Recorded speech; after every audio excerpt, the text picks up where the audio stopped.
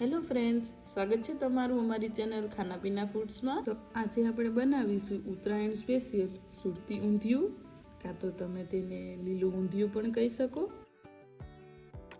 તો તેના માટે મેં અહીંયા રીંગણા, બટેકા, દૂધી, ફ્લાવર, ગાજર, સકરિયા, લીલી તુવેર, લીલા વટાણા અને પાપડી લીધી છે।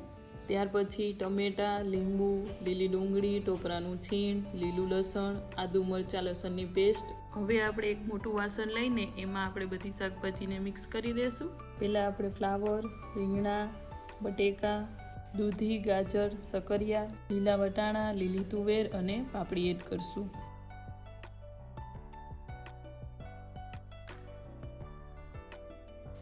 પછી આપણે તેમાં લીલું લસણ એડ કરશું, લીલી ડુંગળી,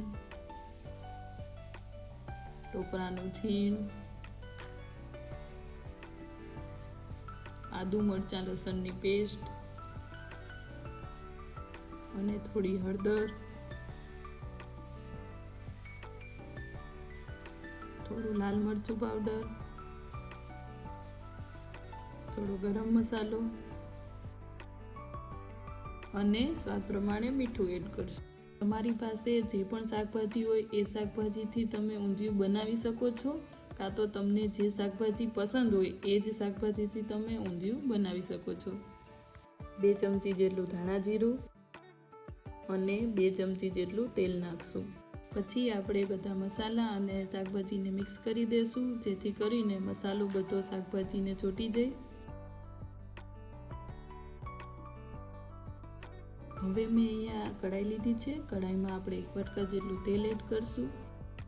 તેલ ગરમ થઈ જાય એટલે આપણે તેમાં રાઈ એડ કરશું। જો તમારે રાઈ ના નાખવી હોય તો તમે તેની જગ્યાએ જીરું પણ એડ કરી શકો। રાઈ ફૂટી જાય એટલે આપણે તેમાં અડધી ચમચી જેટલી હિંગ એડ કરશું। પછી આપણે જે શાકભાજી તૈયાર કરેલું એ તેમાં એડ કરી દઈશું। પછી આપણે તેને 1 થી 2 મિનિટ સુધી તેલમાં સાતળી લઈશું।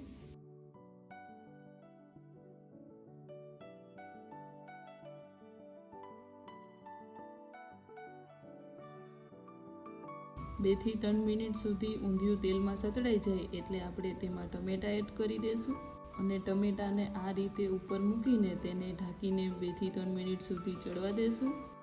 3 મિનિટ જેવું થઈ ગયું છે, તો હવે આપણે તેને ચેક કરી લઈશું। આ રીતે ફરી એકવાર આપણે તેને હલાવી લેશું। જો તમને સ્પાઇસી ઊંધિયું પસંદ હોય તો તમે આ ટાઈમે તેમાં થોડું લાલ મરચું એડ કરી શકો।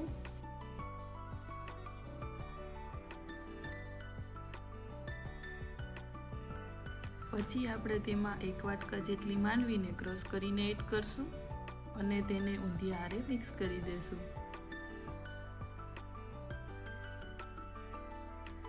હવે આપણે તેમાં થોડું પાણી નાખશું, જેથી કરીને નીચે ચોટે નહીં અને તેને ઢાંકીને ચડવા દેશું।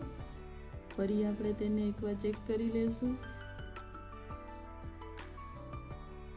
તમે જોઈ શકો છો બધી શાકભાજી એકદમ સરખી રીતે ચડી ગઈ છે। તો હવે આપણે તેમાં થોડું પાણી નાખીને તેની ગ્રેવી કરી લેશું।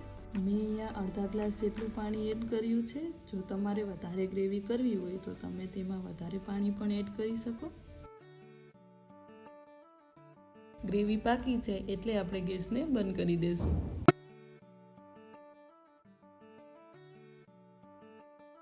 તો હવે આપણે પૂરી બનાવી લઈશું। તો મેં અહીંયા જે આપણે નોર્મલ રોટલીનો લોટ બાંધીએ એ રીતે થોડો કઠણ એવો લોટ બાંધી લીધો છે।